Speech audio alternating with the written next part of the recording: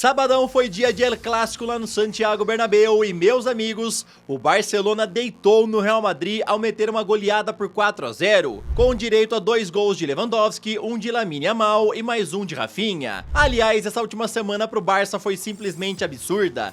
Na quarta-feira, eles marcaram 4 gols no Bayern de Munique pela Liga dos Campeões e no sábado meteram mais 4 no Real Madrid pela La Liga. Inclusive, depois disso, o clube postou o seguinte nas redes sociais: 4 é o meu número favorito. Nesse jogo, nós vimos de tudo: Pedri mandando Vinícius ficar quieto, mostrando o número 4, Lamine Yamal comemorando a lá Cristiano Ronaldo, Hansi Flick dando cambalhota e muito mais. Porém, nem tudo são flores, já que Lamine Yamal sofreu racismo vindo de alguns torcedores nas arquibancadas após marcar o seu gol. Inclusive, a La Liga já avisou que vai denunciar isso à polícia da Espanha e também ao Ministério Público. Carlo Ancelotti foi um dos poucos do lado do Real Madrid que falou alguma coisa após a partida, e ele disse o seguinte: a última vez que levamos 4 do Barcelona, vencemos a La Liga e também a Liga dos Campeões na mesma temporada.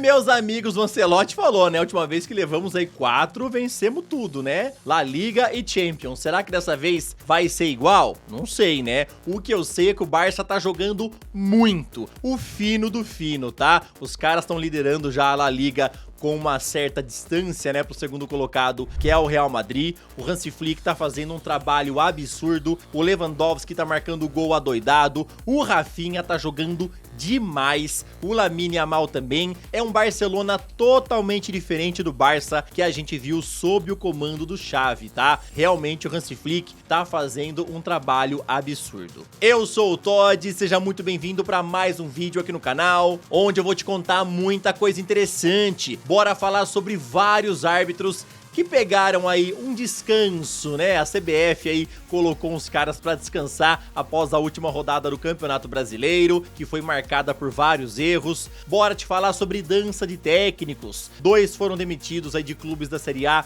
nesse final de semana. Bora ver como é que foram os jogos de ontem lá da Europa. Bora falar sobre Diogo Costa. Tem mais um gigante também de olho na sua contratação. Bora conversar sobre tudo isso e muito mais. Então, sem mais enrolações, solta a intro!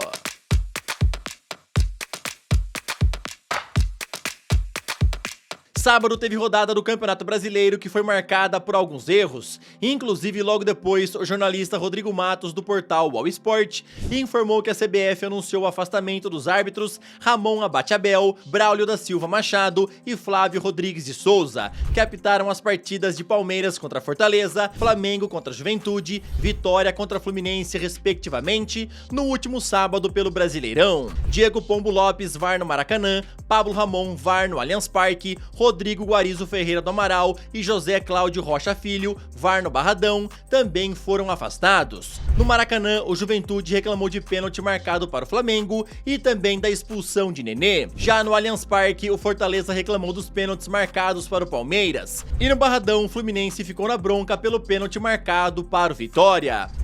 Meus amigos, a arbitragem brasileira tá cada vez pior, Jesus amado, né? É uma coisa de maluco. Se eu não me engano, aqui somando, são 7 pessoas aí afastadas pela CBF, somente após uma única rodada, tá? Já faz quanto tempo que a gente vê cada erro grotesco acontecendo no Campeonato Brasileiro e parece que o nível da arbitragem só vai piorando cada vez mais, né? Tanto do VAR quanto também do árbitro de campo, e essa última rodada foi marcada por vários erros, várias reclamações. CBF afastou 7 nomes. Essa última rodada do Brasileirão causou a demissão de 2 técnicos da Série A, Pedro Caixinha, que deixou o Red Bull Bragantino, e também Jair Ventura, que deixou o Juventude. O português não resistiu à derrota por 1-0 para o Botafogo e quem vai acabar substituindo ele é Fernando Seabra, que está livre no mercado desde que deixou o Cruzeiro. Inclusive, o portal GE informou que tudo já está fechado entre as partes e o clube de Bragança Paulista deve anunciá-lo ainda nesta segunda-feira. Já em relação a Jair Ventura, ele não resistiu à derrota por 4-2 para o Flamengo no último sábado, coisa que deixou a equipe na zona de rebaixamento do Brasileirão, e quem vai substituí-lo lá é Fábio Matias, que já foi interino e auxiliar na comissão técnica permanente do Botafogo e estava livre no mercado desde que deixou o Coritiba. Inclusive, ele já foi anunciado ontem mesmo e hoje inicia os treinos com os jogadores. Sua missão é tirar o time de Caxias do Sul do Z4 até o fim do campeonato. Meus amigos, essas últimas rodadas do Brasileirão prometem, né? Já foram 2 nomes que caíram aí de técnicos nessa última rodada e pode ser que o próximo a cair na próxima rodada, né, seja o Fernando Diniz, lá na equipe do Cruzeiro. Ele já foi anunciado há um pouquinho mais de um mês e até agora não conseguiu uma única vitória, tá? São 6 jogos onde ele teve 4 empates e 2 derrotas. Coisa muito bizarra, né? Um retrospecto horroroso. Inclusive, eles perderam para o Atlético Paranaense, que não vencia um jogo há um tempinho também, tá? Então realmente o trabalho do Fernando Diniz, esse começo no Cruzeiro, né, é simplesmente desastroso e a torcida já tá sem paciência, querendo que o cara vaze, tá? Vamos ver o que é que vai acontecer, como é que o Cruzeiro vai jogar nessa próxima rodada e se perder ou empatar, pode ser que o Fernando Diniz seja o próximo demitido, tá bom? Torcedores do Cruzeiro, vocês querem aí que o Diniz vá embora o quanto antes ou ainda tem que manter ele até o final do Brasileirão? E também comente, se ele for embora, quem seria um bom nome para substituí-lo? Talvez aí o Pedro Caixinha, que está livre no mercado? O que você pensa? Comenta Agora, rapidão, queria te pedir aquela moral, deixa o like no vídeo, se inscreve no canal e também ativa o sininho. Aqui sempre tem vídeos novos pra te deixar muito bem antenado em relação a esse esporte tão maravilhoso e amado por todos nós. Ontem, pelo Campeonato Português, o Benfica atropelou o Rio Ave, vencendo por 5-0. Na tabela, o Sporting lidera com 27 pontos. Porto, que joga hoje, tem 21. Benfica tem 19 e Santa Clara completa o G4 com 18 pontos. Vitor Gyökeres é o artilheiro isolado com 12 gols marcados. Pela Premier League, tivemos um jogão de bola entre Arsenal e Liverpool, que terminou no empate em 2-2. Bukayo Saka deixou a sua marca e se tornou o jogador mais jovem dos Gunners a marcar 50 gols no campeonato inglês, tendo 23 anos e 52 dias. Já o Manchester United perdeu por 2-1 para o West Ham e com isso Ten Hag já chega a ter mais derrotas do que vitórias no começo dessa atual temporada.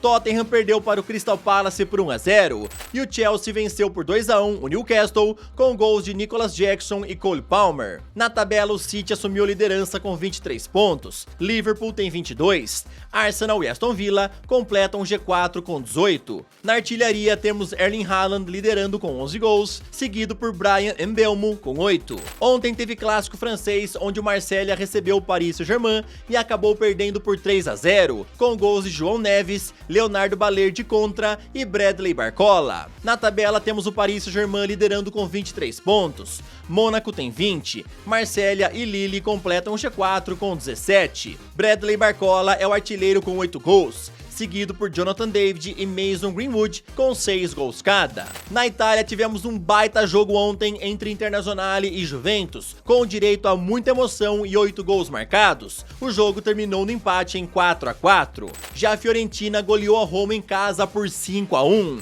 Na tabela temos o Napoli liderando com folga, tendo 22 pontos, seguido por Internazionale com 18, Juventus tem 17 e Fiorentina completa o G4 com 16. Matteo Retegui é o artilheiro isolado da Série A com 10 gols marcados, seguido por Marcos Thuram com 7. Na Alemanha, o Bayern de Munique atropelou o Bochum fora de casa ao vencer por 5-0, e assim eles chegam aos mesmos 20 pontos do Leipzig na ponta da tabela. Leverkusen e Union Berlin completam G4 com 15 pontos. Harry Kane e Omar Marmoush são os artilheiros com 9 gols cada. Pelo Campeonato Espanhol, o Atlético de Madrid visitou o Real Betis e perdeu por 1-0.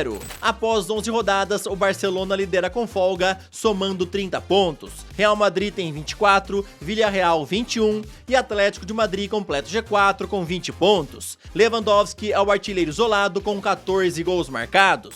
E para alegria da torcida do Manchester United, hoje o clube finalmente anunciou a demissão de Erik ten Hag, coisa que já vinha sendo pedida há muito tempo por boa parte dos torcedores. Inclusive, o jornalista Fabrício Romano informou que isso daí vai custar 17 milhões de euros aos cofres do clube, pois, para quem não se lembra, o contrato do holandês foi renovado em julho desse ano, após a conquista da Copa da Inglaterra. Vários nomes estão sendo analisados para substituí-lo, e enquanto uma decisão não é tomada, quem fica como interino é o velho conhecido da torcida, Ruud van Nistelrooy, que era auxiliar de Ten Hag. Erik Ten Hag deixou seu papel como técnico do time principal masculino do Manchester United. Somos gratos a Erik por tudo que ele fez durante seu tempo conosco, e desejamos a ele tudo de bom para o futuro.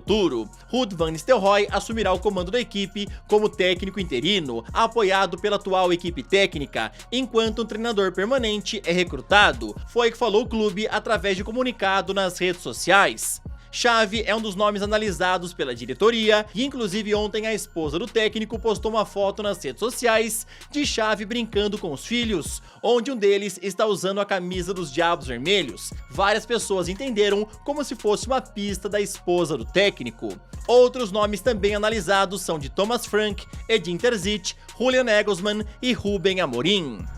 Meus amigos, finalmente o Manchester acordou e vai trocar de técnico, né? O Erik Ten Hag faz um péssimo começo de temporada e a diretoria até tentou bancar ele, tentou, mas não deu. Após a derrota para o West Ham, os caras falaram, não tem como. O Manchester tá muito mal na Premier League, está em 14º lugar, na Europa League também tá péssimo, em 21º lugar, e vale a pena lembrar que eles estão fazendo o mesmo começo de campanha da Premier League horroroso que rebaixou o clube na temporada 73-74, somando até agora 3 vitórias em 9 jogos com 8 gols marcados. Exatamente os mesmos números do começo de temporada 73-74, que foi quando o Manchester rebaixou para a segunda divisão. Ten Hag já era, esquece, agora é um novo momento. Van Nistelrooy assume como interino, porém o Manchester pretende trazer um técnico aí mais pra frente, tá?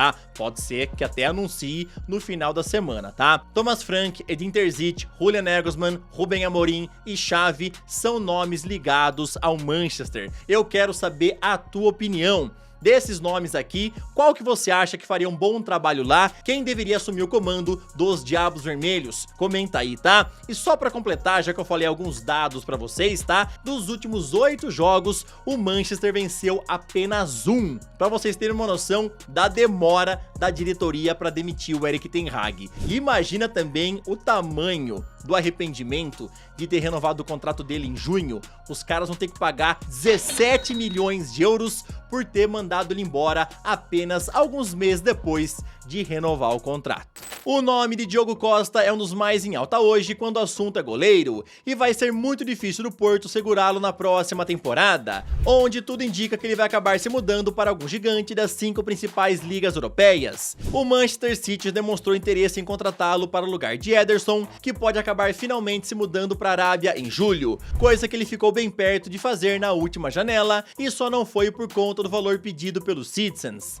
Outro que também já demonstrou vontade em trazer o português é o Bayern de Munique, pois Neuer completará 39 anos em março do ano que vem, e muitos acreditam que já está na hora de contratar um sucessor. Agora, o Diário Sport informou que o Barcelona também teria entrado na briga pelo jogador, e todos já sabem o valor desejado pelo Porto para negociá-lo. A publicação fala que Diogo Costa tem contrato até 2026 e uma multa rescisória de 75 milhões de euros, porém para contratá-lo não será preciso pagar essa multa. Isso é porque na janela de fim da temporada é a última chance do Porto em vendê-lo por um preço bom antes de poder perdê-lo grátis. O valor que será pedido pelos Dragões, segundo o jornal Sport, é de 45 milhões de euros.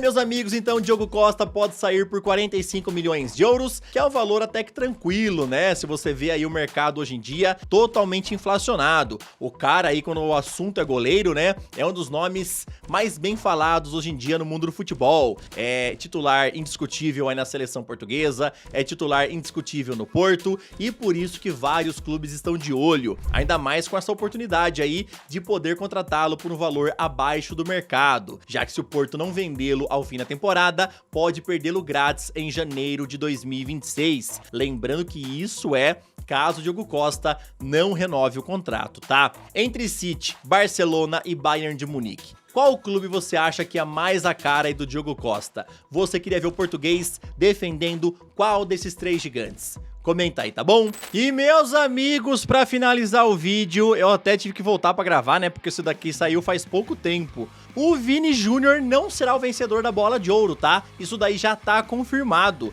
Lembrando que no final de semana vazou uma suposta lista, né? Onde o Vini era o vencedor nessa lista vazada. Porém, já vazou outra lista hoje de manhã e o Rodri era o grande vencedor. Inclusive, o Fabrício Romano já confirmou que o Vini não vai levar a Bola de Ouro. Inclusive, ninguém do Real viajou pra França pra cerimônia aí da France Football, tá? Nem o Ancelotti, nem o Bellingham, nem o Vini, ninguém do Real viajou porque sabe que o prêmio já é do Rodri. Isso daí simplesmente, na minha opinião, é um absurdo e um baita roubo, tá? Tudo bem, o Rodri jogou bem, venceu a Euro e tudo mais, só que o Vini foi um absurdo nessa última temporada, tá? Ele só não brilhou pela seleção brasileira, mas pelo Real, o que o cara fez foi coisa de maluco, tá? Gols, assistências, título da Liga dos Campeões, La Liga, foi muita coisa. Tanto é que muita gente colocava o Vini como grande campeão, porém, não vai ser, tá? Vini não vai vencer, não viajou ninguém pra cerimônia, isso daí também já foi confirmado pelo Globo Esporte, também pela ESPN,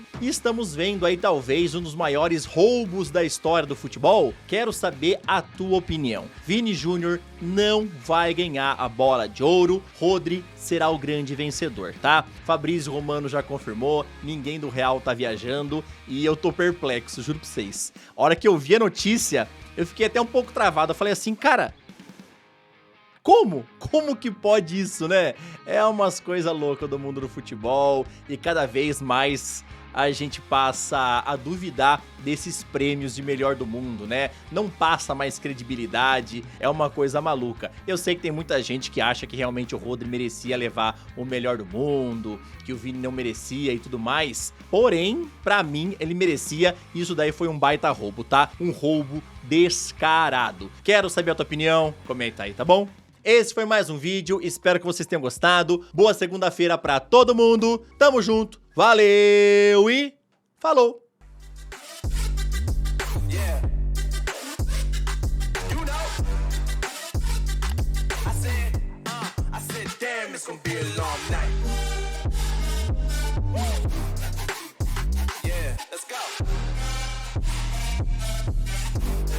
Look.